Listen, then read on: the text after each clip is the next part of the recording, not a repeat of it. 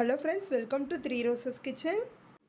இன்றைக்கி நம்ம ரொம்ப யூஸ்ஃபுல்லான ஒரு டிப்ஸ் வீடியோ தான் நம்ம பார்க்க போகிறது. ஆமாங்க, எல்லாருக்குமே ரொம்ப யூஸ்ஃபுல்லான டிப்ஸு. அந்த டிப்ஸ் வீடியோ பார்க்குறதுக்காக வாங்க இப்போ நம்ம வீடியோக்குள்ளே போகலாம்.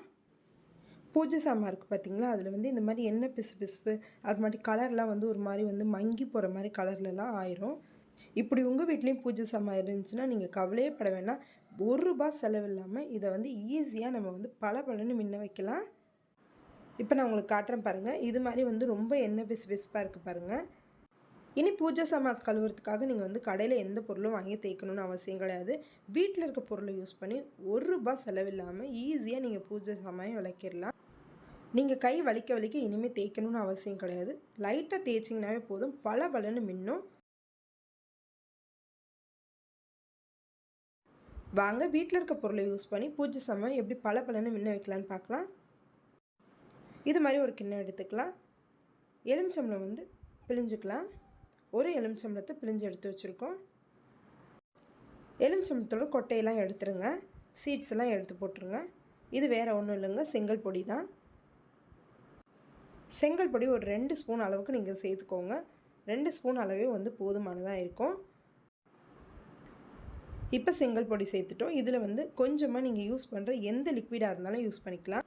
லிக்விட் மட்டும்தான் யூஸ் பண்ணணும்னு அவசியம் கிடையாது. இதுக்காக நீங்கள் வந்து வீட்டில் யூஸ் பண்ணுற ஷாம்பு கூட யூஸ் பண்ணிக்கலாம். உங்களோட விருப்பம்தான். துணி வாஷ் பண்ணுற எந்த லிக்விடாக இருந்தாலும் யூஸ் பண்ணிக்கலாம். ஒரு 5 சொட்டு அளவுக்கு எடுத்துக்கோங்க. அவ்வளோதாங்க. ஸ்க்ரப்பரை யூஸ் பண்ணி நல்லா வந்து கலக்கிக்கோங்க. நல்லா கலக்குன்னு கலக்கிட்டு இப்போ நம்ம எடுத்து வச்சுருக்க பூஜை சாமானில் விளக்கில் வந்து நல்லா தேய்க்கலாம். நீங்கள் 1 டைம் தேய்ச்சி பார்த்தீங்கன்னாவே தெரியும், அது ஈஸியாக வந்து அழுக்கெலாம் ரிமூவ் ஆயிரும். நீங்கள் அழுத்தி தேய்க்கணுன்ற அவசியமே கிடையாது. லைட்டாக இது மாதிரி தேய்ச்சிங்கனாவே போதும். பாருங்கள், வீடியோவில் உங்களுக்கு காட்டுறேன் பாருங்கள், எவ்வளோ சூப்பராக நம்மளுக்கு வந்து ரிமூவ் ஆகிருக்குன்ட்டு. பூஜை சாமான் விளக்கிறதுக்காக இனிமேல் தனியாக நீங்கள் பவுடர் வாங்கணும்னு அவசியம் கிடையாது. அது மட்டும் இல்லைங்க, நீங்கள் வந்து தனியாக சபீனா அது மாதிரிலாம் வாங்கணும்னு அவசியம் கிடையாது. வீட்டில் இருக்க இந்த பொருளை யூஸ் பண்ணி ஈஸியாக நீங்கள் வந்து பூஜை சாமாவை பளபளன்னு மின்ன வச்சிடலாம். இப்போ பாருங்கள், நான் தேய்ச்சிட்டேன். எடுத்து காட்டுறேன் பாருங்கள். ஃபஸ்ட்டு இருந்ததுக்கு இப்போ எவ்வளோ டிஃப்ரென்ஸ் தெரியுதுன்ட்டு. லைட்டாக நம்ம தேய்ச்சி மட்டும்தான் வச்சுருக்கோம், இன்னும் கழுவலை. இது மாதிரி இதை தேய்ச்சிட்டு ஒரு பக்கெட்டில் வந்து தண்ணி எடுத்து அதில் வந்து இதை போட்டுருங்க. இதை வந்து நீங்கள் திருப்பி வந்து அழுத்தி கழுவணும்னு அவசியம் கிடையாது. லைட்டாக இது மாதிரி வந்து பக்கெட்டில் போட்டிங்கனாவே போதும். ஒரு வாட்டி அந்த தண்ணியில் வந்து முக்கி எடுத்துருங்க. இது ரொம்ப முக்கியமான ஸ்டெப்புங்க.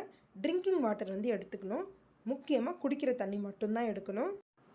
இது மாதிரி லைட்டாக வந்து அந்த குடிக்கிற தண்ணியில் நீங்கள் அமுக்கி எடுத்திங்கனாவே போதும். முக்கி எடுத்திங்கனாவே பாருங்கள், பளபளன்னு நம்மளுக்கு மின்னும். ரொம்ப நம்ம வந்து தேய்க்கலை.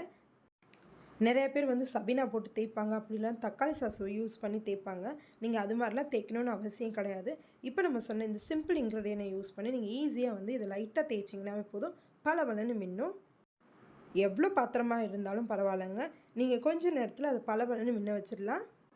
இப்போ இதை நல்லா வாஷ் பண்ணி எடுத்துட்டோம். நெக்ஸ்ட் வந்து ஒரு முக்கியமான ஸ்டெப் இருக்குது.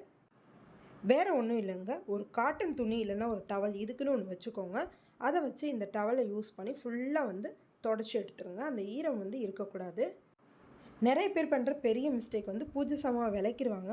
விளக்கிட்டு அதை வந்து இது மாதிரி துடைக்காமே வச்சுருவாங்க.